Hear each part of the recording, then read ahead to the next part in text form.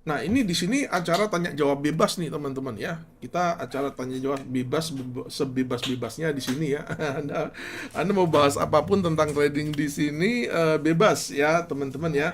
Silakan, mumpung ini hari Sabtu lagi nyantai, kita mau bebas, mau bahas apapun, mau diskusi, mau debat apapun. Nah, ini kita hajar semua di sini ya. Kita hajar semua di sini ya. Semalam NFP-nya kena SL-nya EURCAT ya, tapi gold-nya kena TP, GJ-nya juga kena TP ya. Mantap.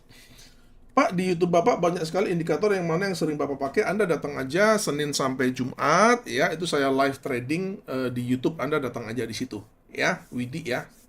Anda datang aja di situ. Tapi saya punya banyak metode, bukan banyak, saya punya beberapa metode ya. Tapi yang saya share di YouTube itu satu aja. Yang saya share di live di YouTube ya itu satu aja. Yang which is Anda bisa lihat Senin sampai Jumat di YouTube. Kemarin kita NFP kita trading juga, kita live juga ya. Begini ya teman-teman, basically adalah begini loh. Di channel YouTube saya itu saya memang memposting banyak sekali metode. Ya, Anda mau pilih yang mana itu terserah. Itu adalah bahan. Paham ya? Itu adalah bahan. Jadi ada indikator ini, ada metode ini. Itu adalah bahan, Anda bisa pilih salah satunya. Ya, sebagai perpustakaan, ya, sebagai perpustakaan bagi Anda untuk memilih, oh ini ada kira-kira ada yang bagus nggak? Gitu ya, teman-teman ya. Kalau slippage itu pasti terjadi di semua broker ya, mau ada NFP, mau nggak ada NFP, itu slippage itu pasti terjadi. Yang penting untuk slippage itu adalah brokernya itu fair aja ya. Jadi slippage itu ada dua macam kan, ada positif, ada negatif. Kalau slippage positif itu tradernya yang dapat untung, TP-nya dilebihin. Tapi kalau slippage negatif ya udah itu SL-nya yang dilebihin. Jadi kita memang rugi di situ. Tapi itu adalah memang sesuatu yang kita nggak bisa hindari. Slippage itu pasti terjadi di semua broker. Ya, tidak ada broker yang nggak ada slippage, itu nggak ada ya. Tapi yang kita butuhkan adalah memang eh, broker yang fair, artinya slippage-nya itu baik negatif maupun positif. Artinya apa? Bukan sebagai hasil dari manipulasi atau kecurangan brokernya. Itu saja. Memang kalau ditanyakan, Pak Setio, gimana cara kita tahu apakah slippage-nya itu hasil kecurangan atau tidak? Ya kita terus terang saja nggak bisa akan tahu 100%. Akan tetapi kalau saya itu menilainya begini begini aja. Kalau ada broker yang dia itu slippage-nya selalu aja di stop loss, nah itu red flag. Itu aja sih kalau saya. Ya. Ibisa, selamat pagi. Forex IMF request akun send untuk belajar, Pak.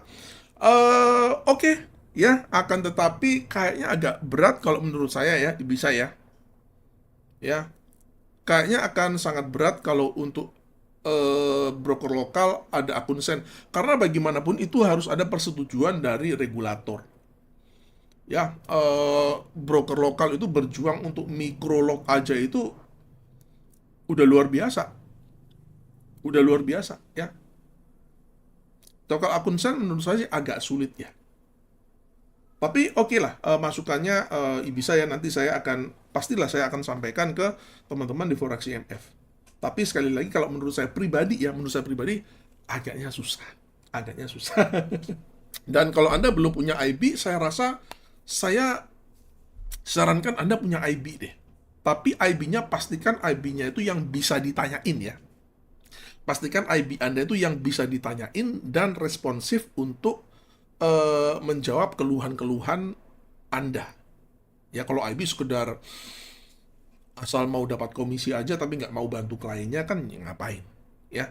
Yang penting ada unsur edukasinya dan ada unsur hiburannya ya teman-teman ya, karena kita kalau di YouTube ini ya, di media sosial ini, kalau nggak ada unsur hiburannya juga susah ya teman-teman. Jadi mau nggak mau bagaimana sebisa mungkin unsur edukasi itu dibungkus dengan ada entertainment ya, itu mau nggak mau ya teman-teman ya. Prop firm, bahas prop firm. Oke, prop firm itu adalah bisnis yang saya tidak suka bisnisnya. Ini kalau kita ngomong prop firm dalam artian FTMO, kemudian My Forex Fund dan teman-temannya itu ya, teman-temannya. Itu adalah bisnis yang tidak transparan.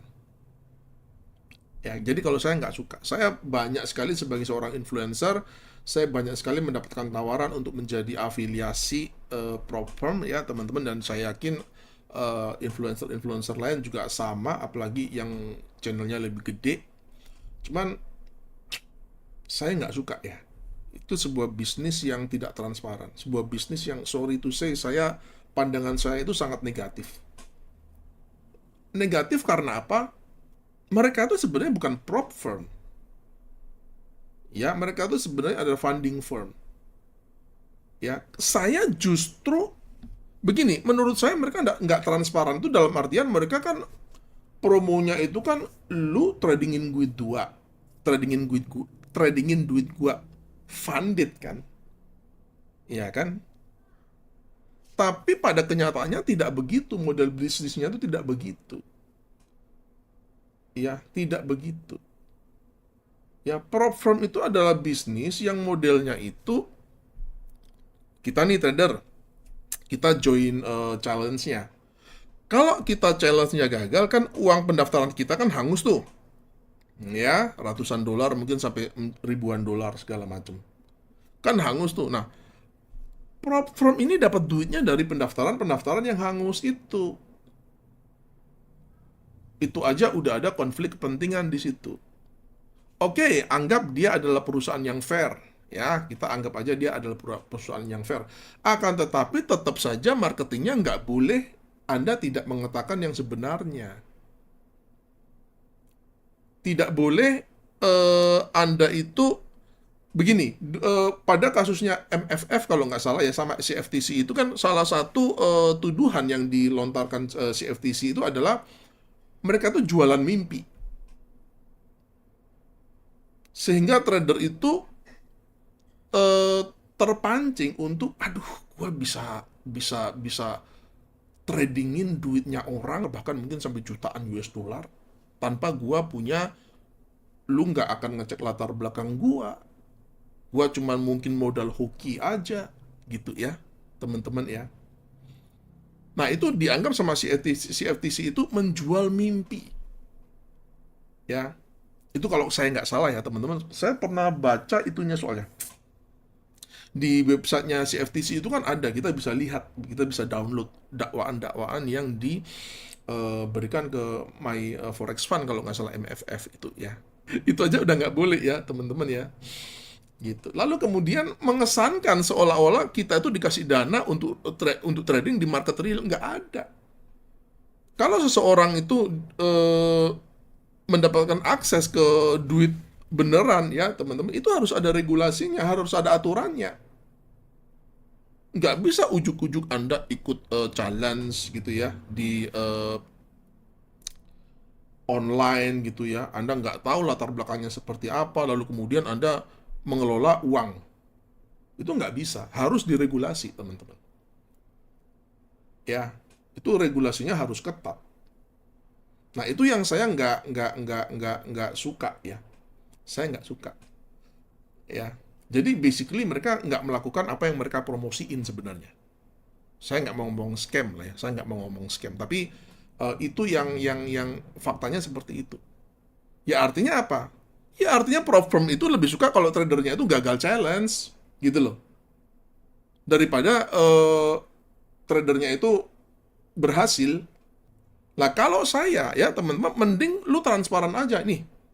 Kayak itu kan kayak trading demo berhadiah kan. Trading demo berhadiah cuman untuk masuk itu lu bayar. Kayak kompetisi gitu loh. Kan kayak misalkan kita ikut kompetisi band atau kompetisi apa, itu kan ada uang pendaftaran. Sekian puluh ribu kayak, sekian ratus ribu kayak. Itu kan ada uang pendaftaran di situ. Lalu ikut di situ di kompetisinya, kalau lu menang dapat hadiah ya, mungkin hadiah jutaan rupiah atau Anda dapat hadiah rekaman dan lain sebagainya. Ya itu. Yang loss gimana? Yang kalah gimana? Ya udah, uang pendaftarannya hangus. Nah, kalau mereka secara transparan ngomong seperti itu, oh, bagus. Bagus. Itu baru saya bilang, oke lah, tapi itu kan nanti industrinya masuk ke industri gaming. Ya bukan industri trading, karena itu cuma game doang, kita bermain di akun demo kan. Gaming, permainan doang. Menurut saya begitu, ya, menurut saya begitu. Tapi kalau dari sudut pandang trader ya teman-teman ya, kalau dari sudut pandang trader, apakah bagus untuk ikut prop firm? Oke-oke aja. Saya tidak melarang Anda ikut prop firm ya, enggak ya, enggak. Cuman menurut saya kita harus tahu sih model bisnisnya yang sebenarnya itu seperti apa. Ya, trading Anda tuh nggak ada yang dilempar ke, maksudnya yang pakai uang beneran tuh nggak ada. Kalaupun Anda profit nih, yang bayar Anda itu ya si prop firm-nya itu. Ya si prop firm-nya itu yang bayar Anda. Nggak ada proses trading, Anda trading di real market, itu nggak ada. Karena memang, ya lagi pula secara regulasi nggak ada. Itu adalah sebuah bisnis yang abu-abu yang tidak terregulasi. Nggak ada regulasinya itu. Ya, di Indonesia pun nggak ada prop firm yang jenis-jenis itu, nggak ada regulasinya. Tapi saya nggak tahu kalau di Indonesia seperti apa, belum ada juga ya di Indonesia prop firm yang seperti itu, belum ada juga. Yang modelnya seperti FTMO gitu belum ada juga, yang ada challenge dan lain sebagainya, bla bla bla gitu, saya kira belum ada juga. Ya, gitu. Kalau saya sih itu. Ya, cuman kalau Anda mau ikut, please, nggak apa-apa. Ya, Anda mau men-challenge diri Anda ikut, itu bagus-bagus aja. Oke, cuman menurut saya hanya ingin ngomong bahwa model bisnisnya seperti itu. Ya, dan sekarang broker-broker seperti IC Market dan juga Wanda sudah ikut-ikutan punya bisnis prop firm, tapi mereka nggak berani melakukan itu di Amerika karena nggak akan bisa. Mereka melakukan base-nya di offshore. Ya, base-nya di offshore. Ya. Jadi kalau kalau saran saya ya, kalau Anda mau ikut prop firm, mending Anda ikut prop firm yang Wanda punyanya Wanda sama punyanya IC Market. Punyanya IC Market tuh namanya IC Funded. Ya mungkin karena dia broker ya, base-nya broker, mungkin dia akan bisa lebih fair ya.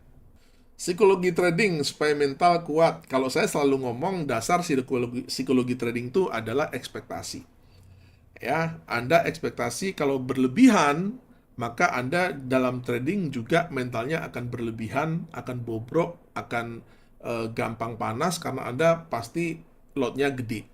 Tapi kalau Anda ekspektasinya itu sebulan 2%, 3%, maka Anda juga akan tradingnya dengan lot kecil, pasti ngefeknya ke psikologi. Ya, jadi dasar psikologi trading itu adalah ekspektasi. Ketika Anda masuk ekspektasinya pengen cepat kaya, dalam jangka waktu singkat, dengan modal yang kecil, itu pasti habis.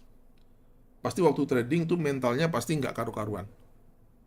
Ya, itu dasar dari psikologi trading.